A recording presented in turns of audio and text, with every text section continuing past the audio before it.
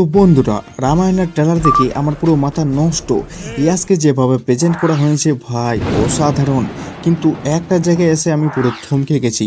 এমন একটা ভুল যদি এই সিনেমাতে থাকে তাহলে 4,000 থেকে 5,000 কোটি টাকার যেটা স্বপ্ন সেটা ধুলোয় মিশে যাবে। আর আমি কোন ভুলের কথা বলছি চলুন একটু দেখে নেওয়া যাক। তো বন্ধুরা, প্রথমে একটা কথা পরিষ্কার করে বলি, রামায়ণের ট্রেলার আমাকে অসাধারণ লেগেছে। VFX, cinematography, background music, colour grading সব কিছুতে কিন্তু হলিউড লেভেলের। অনেকদিন পর মনে হয়েছে ভারতীয় সিনেমায় শুধু হলিউডকে অনুসরণ করছে না, বরং নিজের একটা আলাদা পরিচয় তৈরি করছে। আর এমনকি আমার মনে হয়েছে যদি পুরো সিনেমার মান ট্রেলারের মতো থাকে তাহলে রামায়ণ শুধু একটা ব্লকবাস্টার হবে না, ভারতীয় সিনেমার জন্য একটা নতুন ব্র্যান্ড তৈরি হবে। কিন্তু যতই ভালো লাগুক, একটা জিনিস আমাকে ভীষণ চিন্তায় ফেলেছে, আর সেটা আমার মতে এই ট্রেলারের বিগেস্ট মিস্টেক, আর সেটা হলো সাই পল্লবী সীতার চরিত্র। হ্যাঁ, সিনেমার ঘোষণার দিন থেকে আমিও বলেছিলাম যে সাই পল্লবী সীতার জন্য একদম দারুণ কাস্টিং, কিন্তু অভিনয়ের দিক থেকে সাই পল্লবীকে নিয়ে আমার কোনো সন্দেহই ছিল না। কিন্তু ট্রেলারে তাকে যতবার দেখানো হয়েছে আমার মনে হয়েছে সে দিব্যতা, আবেগ আর স্কিন প্রেজেন্স আরও শক্তিশালী হতে পারতো। বিশেষ করে সীতার মতো একটা চরিত্রে দর্শক শুধু অভিনয় দেখেন না, চরিত্রটার সঙ্গে মানসিক সংযোগও খুঁজেন, আর সেই সংযোগটা ট্রেলারে আমার কাছে একটু কম মনে হয়েছে। অন্যদিকে ইয়াস স্ক্রিনে এলেই চোখ সরানোই যায় না, একদম ভয়ঙ্কর লোকে তাকে প্রেজেন্ট করানো হয়েছে।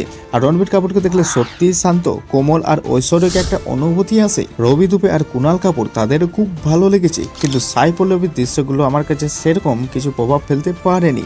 এখন একটা কথা বলি, এটা শুধুমাত্র ট্রেলারের উপর ভিত্তি করে আমার ব্যক্তিগত মতামত। পুরো সিনেমা মুক্তি পাওয়ার পর হয়তো তিনি সবচেয়ে বড় সারপ্রাইজ হয়ে উঠবেন। এর আগেও অনেক অভিনেতাকে ট্রেলার দেখে মানুষ বিচার করেছিলেন, কিন্তু সিনেমা মুক্তির পর তিনিই সবার চেয়ে বেশি প্রশংসা পেয়েছিল। তাই সাই পল্লবীর ক্ষেত্রেও সেটাই হতে পারে। এমন ঘটনা আগেও অনেকবার ঘটেছে, কিন্তু এখন কোনো চূড়ান্ত সিদ্ধান্তে পৌঁছানো ঠিক হবে না। তবে ট্রেলারের দিক থেকে বললে আমার কাছে এটাই সবচেয়ে দুর্বলতা, বাকিটা এক কথায় অসাধারণ। ওয়াইড অ্যাঙ্গেল শ্যুটের ব্যবহার, ভিএফএক্সের মান, সিজিআই এবং লাইভ অ্যাকশন ব্লেডিং সব কিছুতেই দারুণ লেগেছে। আর সবচেয়ে ভালো লেগেছে যে ট্রেলারটা অকারণে অতিরিক্ত অ্যাকশন বা জোরে জোরে মিউজিক ব্যবহার করার চেষ্টা করেননি, বরং ধীরে ধীরে রামায়ণা এক বিশাল পৃথিবীর মধ্যে দর্শককে নিয়ে গেছে। বিশেষ করে ইয়াসের রাবণ যদি পুরো সিনেমায় একই তীব্রতা থাকে তাহলে ভারতীয় সিনেমা হয়তো নতুন এক আইকনিক রাবণ পেতে চলেছে। কয়েক সেকেন্ডের উপস্থিতিতেই তিনি নিজের একটা আলাদা প্রভাব তৈরি করতে পেরেছে। আর এই ট্রেলার তাকে প্রথম রাখা হয়েছে কেন জানেন? কারণ তার ব্র্যান্ড ভ্যালুটাই আলাদা। আর রণবীর কাপুরের ক্ষেত্রেও একই কথা বলবো, ওনার অভিনয়ে একটা শান্ত ভাব আছে যেটা শ্রীরামচন্দ্রের চরিত্রের সঙ্গে দারুণভাবে মানিয়ে গেছে। সবশেষে আমার কাছে রামায়ণের ট্রেলার শুধু একটা ট্রেলার নয়, এটা ভারতীয় সিনেমার ভবিষ্যতের একটা ঘোষণা। যদি এই সিনেমা দর্শকের প্রত্যাশা পূরণ করতে পারে তাহলে শুধু বক্স অফিসে নয়, আন্তর্জাতিক দিক থেকেও ভারতীয় সিনেমার পরিচয় আরও শক্তিশালী হবে।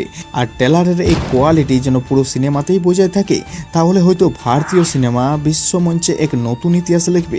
এবার আপনাদের পালা। আর এই ট্রেলার দেখার পর আপনাদের সবচেয়ে বড় মিস্টেক কি পেয়েছেন? আর সীতার চরিত্রে সাই পল্লবীকে কি ঠিকঠাক মানিয়েছে? আপনাদের মতামত অবশ্যই কমেন্টে জানাবেন। আর এই চ্যানেলে নতুন হয়ে থাকলে অবশ্যই চ্যানেলটিকে সাবস্ক্রাইব করে পাশে থাকবেন। চলুন এরপর দেখা হচ্ছে আমাদের পরবর্তী ভিডিওতে।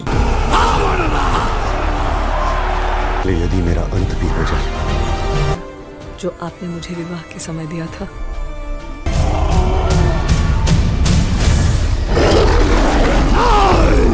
मैं अपनी सीता को वापस लूंगा।